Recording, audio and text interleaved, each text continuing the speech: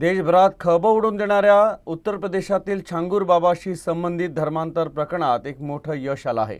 महाराष्ट्र आणि उत्तर प्रदेशच्या एटीएस पथकानं केलेल्या संयुक्त कारवाईत नागपूरच्या पाचपावली परिसरातील आसीनगरमध्ये एका व्यक्तीला अटक करण्यात आली। या कारवाईमुळे परिसरात खळबळ उडाली असून या प्रकरणाचा तपास अधिक तीव्र करण्यात आला आहे। महाराष्ट्र आणि उत्तर प्रदेश एटीएसनं छांगूर बाबा धर्मांतर प्रकरणात संयुक्तपणे मोठी कारवाई केली।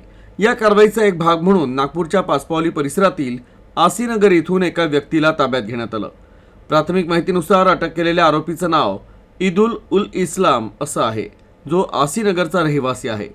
सूत्रांनी दिलेल्या माहितीनुसार आरोपी हा उत्तर प्रदेशात समोर आलेल्या छांगूर बाबा धर्मांतर प्रकरणात सह आरोपी आहे आणि प्रकरण उघडकीस आल्यापासून तो फरार होता। राष्ट्रीय तपास संस्था म्हणजे NIA न्यायालयानं आरोपी विरुद्ध अजामीनपात्र वॉरंट जारी केलं होतं। या वॉरंटच्या आधारे उत्तर प्रदेश एटीएस आणि महाराष्ट्र एटीएसनं नागपूरच्या पाचपावली पोलिसांच्या मदतीनं शनिवारी पहाटे आरोपीला त्याच्या घरातून ताब्यात घेतलं।